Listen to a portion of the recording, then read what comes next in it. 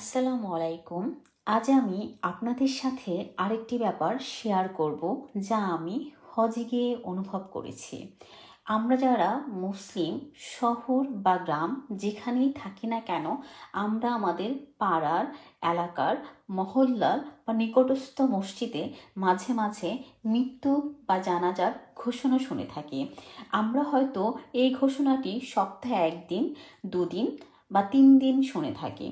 কিন্তু মক্কা এবং মদিনায় এমন কোনো অক্ত নেই যে অক্তের পর জানাজার নামাজ অনুষ্ঠিত হয় না। অর্থাৎ মক্কা এবং মদিনায় 5 ওয়াক্ত নামাজের পর 5 বার জানাজার নামাজ অনুষ্ঠিত হয়। ওখানে গিয়ে একটা ব্যাপার অনুভূত হয়েছে, মৃত্যুটা আসলে ভীষণ ভীষণ ভীষণ কাছে। হতে পারতো এটি আমার জানাজার নামাজ। আল্লাহ রাব্বুল আলামিন আমাদেরকে নেক আমল করার তৌফিক দান করুক এবং আমাদের মৃত্যুটাকে সহজ করে দিক। মৃত্যুটা আসলে কতটা কাছের!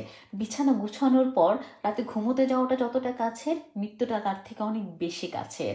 রাতে ঘুমোতে যাওয়ার আগে ব্রেকফাস্টে কি খাবো এটা ঠিক করাটা যতটা কাছের, মৃত্যু তার থেকে অনেক বেশি কাছের। আল্লাহ তাআলা আমাদেরকে বোঝার এবং মেনে চলার তৌফিক দান করুক। ভালো থাকবেন সবাই।